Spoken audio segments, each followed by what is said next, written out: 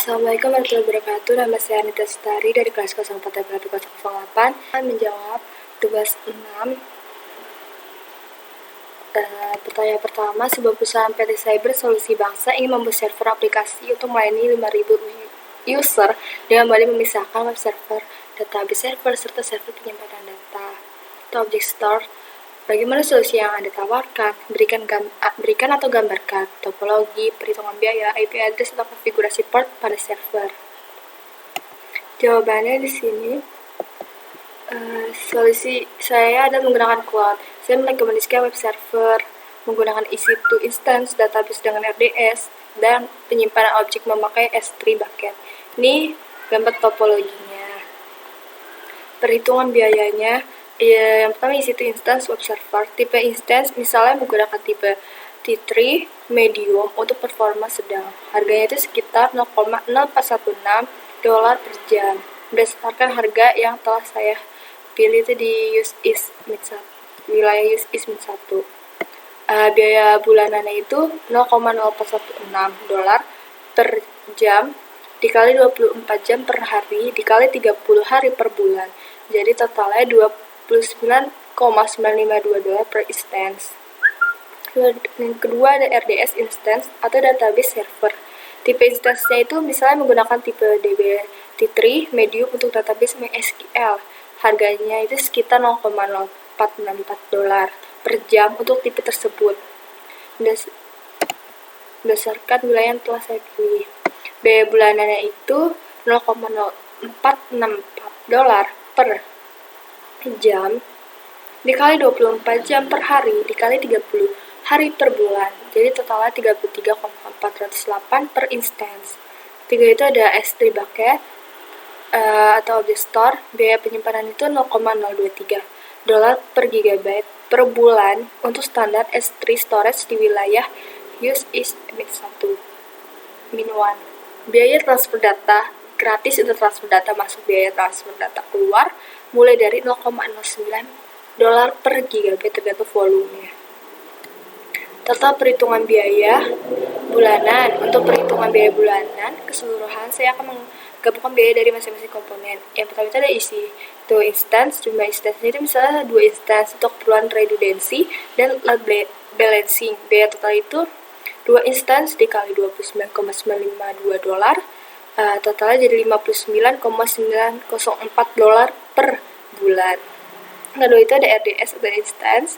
Jumlah instance-nya itu 1 instance untuk database. Biaya total RDS itu 1 instance dikali $33,408. Jadi tetap ya $33,408 per bulan. S3 bucket itu biaya penyimpanannya tergantung pada jumlah data yang disimpan. Misalkan 5 GB data. Total biaya bulanan menjadi $59,904 isi itu ditambah RDS-nya $33,408 ditambah S3-nya $11,50. Jadi $104,812 per bulan. Dengan menggunakan perhitungan ini, PT Cyber Solusi Bangsa dapat mengestimasi biaya operasional mereka secara lebih akurat untuk menyediakan layanan kepada 5.000 pengguna dengan menggunakan solusi cloud yang disarankan. Terus IP address atau konfigurasi port pada servernya. Yang pertama ada EC2 instance atau web server ya. IP address itu misalkan web server menggunakan IP address 10.0.0.1. Konfigurasi portnya biasa digunakan HTTP port itu 80. Jika ada konflik dengan aplikasi lain itu 8080. HTTPS itu menggunakan port 443. Kedua ada database RDS. IP address-nya itu database RDS tidak memiliki IP address yang dapat diakses secara langsung seperti server biasanya. Sebagai gantinya itu database RDS menggunakan endpoint DNS RDS. Konfigurasi portnya itu biasa menggunakan MySQL di RDS dapat menggunakan port default 3306. Yang ketiga itu ada S3 bucket. IP address-nya itu S3 bucket tidak memiliki IP address yang dapat diakses langsung. Akses dilakukan melalui endpoint spesifik yang disediakan oleh penyedia layanan cloud atau seperti AWS, Google Cloud, Azure, dan sebagainya. Konfigurasi portnya, secara umum akses ke S3 dilakukan melalui HTTPS, port itu 443. Nah, dengan konfigurasi seperti ini, kita dapat menghubungkan komponen-komponen tersebut dalam infrastruktur yang terpisah, namun tetap saling terhubung, untuk mendukung aplikasi yang melayani 5.000 pengguna sebagaimana yang diinginkan oleh PT Cyber Solusi Bangsa.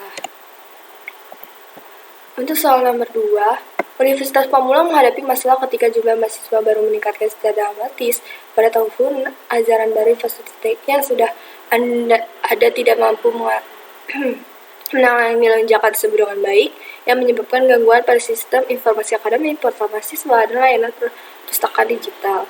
Mahasiswa sering mengalami kesulitan saat mencoba mengakses jadwal kuliah, materi perkuliahan, atau memanfaatkan fasilitas online lainnya. Bagaimana solusi cloud yang Anda tawarkan untuk masalah berikut? Solusinya itu yang saya berikan untuk mengatasi masalah lonjakan jumlah mahasiswa baru. Saya merekomendasikan yaitu menggunakan layanan cloud untuk meningkatkan elastisitas, skalabilitas, dan ketersediaan sistem dengan memanfaatkan fitur auto-scaling dari penyedia layanan seperti Amazon Web Service atau Google Cloud Platform. Universitas dapat secara otomatis menyesuaikan kapasitas infrastruktur IT saat diperlukan, sehingga menghindari gangguan pada sistem informasi akademik, portal mahasiswa, dan layanan perpustakaan digital. Implementasi Content Delivery Network akan mempercepat akses ke materi perkuliahan dan jadwal kuliah. Sementara keamanan sistem dapat ditingkatkan dengan fitur keamanan cloud seperti firewall, dan enkripsi data. Monitoring secara real-time menggunakan apps seperti AWS CloudWatch atau GCP Stackdriver akan membantu dalam mendeteksi dan menangani masalah dengan cepat, memastikan pengalaman pengguna yang lebih lancar dan dapat diandalkan. Soal nomor 3, bagaimana Anda memahami konsep otomatisasi dan orkestrasi dalam infrastruktur server? Berikan studi kasus kapan konsep otomatisasi atau orkestrasi diterapkan pada infrastruktur server. Konsep otomatisasi dan orkestrasi dalam infrastruktur server mengacu pada penggunaan teknologi untuk mengotomatisasi tugas-tugas rutin dan mengelola sumber daya secara efisien melalui koordinasi dan pengaturan secara terpusat. Otomatisasi melibatkan penggunaan skrip atau alat untuk mengotomatisasi tugas-tugas seperti penyiapan server, konfigurasi, dan deployment aplikasi. Sementara itu, orkestrasi mengacu pada manajemen dan koordinasi lebih kompleks dari berbagai komponen infrastruktur untuk mencapai tujuan tertentu, seperti mengelola beban kerja yang terdistribusi atau menyediakan layanan cloud. Studi kasusnya itu yang baik untuk menerapkan konsep otomatisasi dan orkestrasi pada infrastruktur server itu pada lingkungan cloud atau sistem yang menggunakan teknologi kontainer seperti Docker dan Kubernetes. Misalnya dalam lingkungan Kubernetes, orkestrasi dilakukan untuk mengelola kontainer secara otomatis, menangani penyebaran aplikasi, scaling horizontal, dan manajemen daya secara efisien.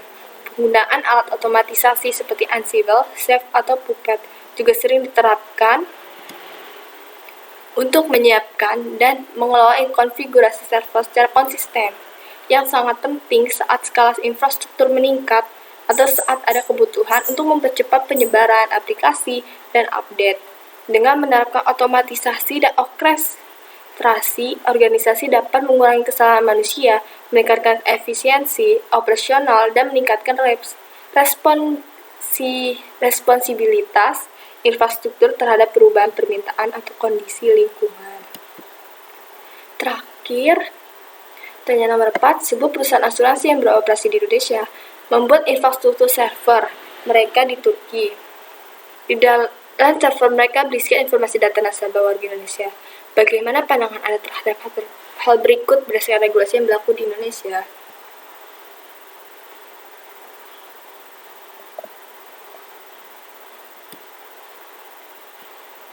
Jawaban saya,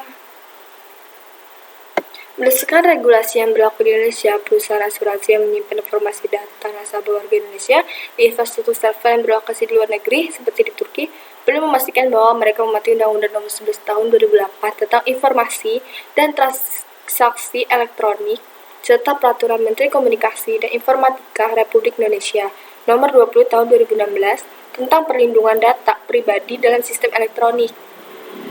Perusahaan harus memastikan bahwa pemrosesan data nasabah dilakukan sesuai dengan standar keamanan yang ketat. Data hanya digunakan untuk tujuan yang sah, dan nasabah diberitahu secara jelas mengenai penggunaan dan pemindahan data ke luar negeri. Kerjasama dengan otoritas pengawas di Indonesia juga penting untuk memastikan kepatuhan terhadap regulasi dan untuk mengatasi potensi resiko keamanan data serta pelanggaran privasi yang dapat timbul. Kesimpulan yang dapat saya ambil, perusahaan-perusahaan yang beroperasi di Indonesia dan menyimpan data nasabah di luar negeri seperti di Turki harus memperhatikan secara serius ketentuan perlindungan data pribadi yang berlaku di Indonesia. Hal ini meliputi kewajiban untuk menjaga keamanan data, memastikan pemrosesan data dilakukan dengan standar yang sesuai, memberikan informasi yang jelas kepada nasabah mengenai penggunaan data, serta siap untuk bekerja sama dengan otoritas pengawas untuk memastikan kepatuhan terhadap regulasi. Perlindungan data pribadi adalah aspek yang krusial dalam membangun kepercayaan nasabah dan memenuhi standar hukum yang berlaku di negara Indonesia. Dan berikut cek plagiarisme yang telah saya cek. Sudah selesai. Kurang lebihnya mohon maaf. Wassalamualaikum warahmatullahi wabarakatuh.